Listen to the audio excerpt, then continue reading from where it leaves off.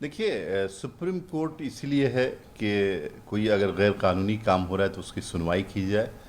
और हर सिटीज़न को ये राइट है कि गवर्नमेंट के या किसी इंडिविजुअल के फैसले के खिलाफ वो सुप्रीम कोर्ट जाए। हम लोग जो लोग कानूनी लड़ाई लड़ते हैं उसका स्वागत करते रहे हमेशा। लेकिन आप एक मामला सुप्रीम कोर्ट में है, उससे पहले सड़कों पे उतर करके पब्लिक में पैनिक क्रिएट करना, इसको कोई भी समाज या कोई भी इंसान अच्छा नहीं समझ सकता। जो अपोजिशन पार्टियों ने सुप्रीम कोर्ट में मामला होने के बावजूद सड़कों पे जो पैनिक क्रिएट करने की कोशिश की है, उसकी जितनी मजम्मत की जाए कम है। विपक्ष के द्वारा लगातार इलेक्शन कमीशन पर वोटर लिस्ट रिवीजन को लेकर सवाल उठाने को लेकर, अब इलेक्शन कमीशन पिछले 2 दिनों से हैशटैग यूज़ कर रहा है। हैशटैग को लेकर हैशटैग फैक्ट चेक का उपयोग किया जा रहा है। देखिए, अपोजिशन बिहार में अपोजिशन पार्टियों के साथ मसला ये है कि उनके पास कोई इशू नहीं है और इशूलेस हो गई है ये पार्टियां। नीतीश कुमार जी ने, एनडीए सरकार ने इतना काम किया है कि उनके पास इशू नहीं बचा है किस इशू पे वो इलेक्शन लड़ेंगे। एक टकराव की कैफियत पैदा करना जो कम्युनिस्टों का तरीका रहा है, जो कुछ नाम नेहाज समाजवादियों का तरीका रहा है कि एस्टेब्लिशमेंट से टकराव की कैफियत पैदा की जाए और लोगों में अपने आप को विक्टिम बना करके पेश किया जाए। इलेक्शन कमीशन ने अगर एसआईआर किया, वेरिफिकेशन की शुरुआत की है और कर रहे हैं, इसमें अगर आपको लगता था कि कुछ पब्लिक रह जाएंगे तो उसका एक मैकेनिज्म बनाना चाहिए था।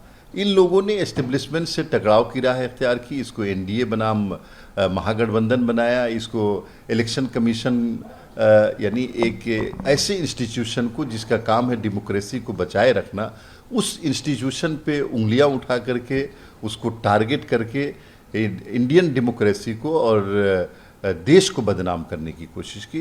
तो ऐसी चीज़ों को कभी समाज माफ़ नहीं करेगा और बिहार के लोग बहुत जागरूक हैं, वो जानते हैं कि अपोजिशन के पास एजेंडा नहीं, इसलिए इस तरह के वो काम कर रहे हैं।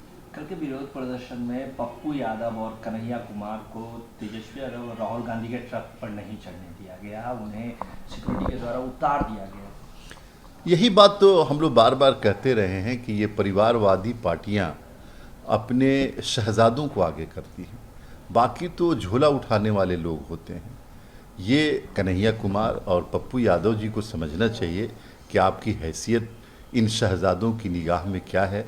आप सिर्फ एक मोहरा हैं, इससे ज़्यादा इन वज़ीरों और शहजादों की नज़र में आपकी कोई हैसियत नहीं है। इसी को लेकर प्रशांत किशोर ने भी टिप्पणी की है, कहा है कि ये तो मैं बार बार कह रहा हूँ कि तेजस्वी यादव के रहते कभी कोई और को आगे नहीं बढ़ाया और कन्हैया कुमार एक सुलझे हुए नेता है।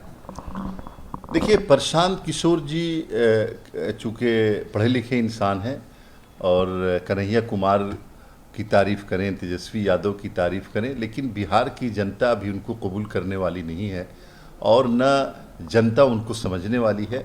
इसलिए मुझे लगता है कि प्रशांत किशोर जी की कमेंट्री की अभी कोई हैसियत नहीं है बिहार की पॉलिटिक्स में। उन्होंने ये भी कहा है कि कांग्रेस का कोई अस्तित्व नहीं है, वो तो आरजेडी का रहमो का रखते जी नहीं। अब कांग्रेस ने उनको काम दिया पंजाब में, वो फेल हो गए। कांग्रेस ने उनको काम दिया उत्तर प्रदेश में, वहाँ वो फेल हो गए। और आरजेडी लगता है कि उनके लिए उम्मीद का किरण होगा, तो इसलिए कांग्रेस की कभी बुराई करना, कभी इसकी बुराई करना, कभी उसकी बुराई करना। प्रशांत किशोर जी वो जो गांव में जो औरतें होती हैं ना, कभी इसको गाली दे दी, कभी उसको गाली दे दी, उस राह पे चल रहे हैं, जो मेरे ख्याल से ठीक नहीं है। चारा घोटाला मामले में लालू यादव को अदालत के रूप में झटका लगे, जो कि हर्षद सजा के लिए सीबीआई याचिका को स्वीकार करता है। देखिए, लालू यादव जी एक बिहार के लोगों की निगाह में, कानून की निगाह में, अदालत की निगाह में एक मुजरिम है और वो चारा चोर हैं। ये मैं नहीं कह रहा हूँ, ये अदालतों ने कहा है, इंडिया की अदालतों ने ये बात कही है। तो अब उनका जितना महिमा मंडप किया जाए, सीबीआई या कानूनी जो इदारे हैं, जो कॉन्स्टिट्यूशनल बॉडीज़ हैं, वो तो उनको नहीं छोड़ेंगी और वो अपना काम करती रहेंगी। और हम लोग का पूरा भरोसा देश के संविधान पे है। अपोजिशन राहुल गांधी जी तो कल भी संविधान लिए घूम रहे थे, सिर्फ अगर दिखाने के लिए तो कोई बात नहीं। अगर संविधान पे भरोसा है तो उसी संविधान ने ये कोर्ट और सबको पावर्स दिए हैं, तो उस पर भरोसा रखना चाहिए।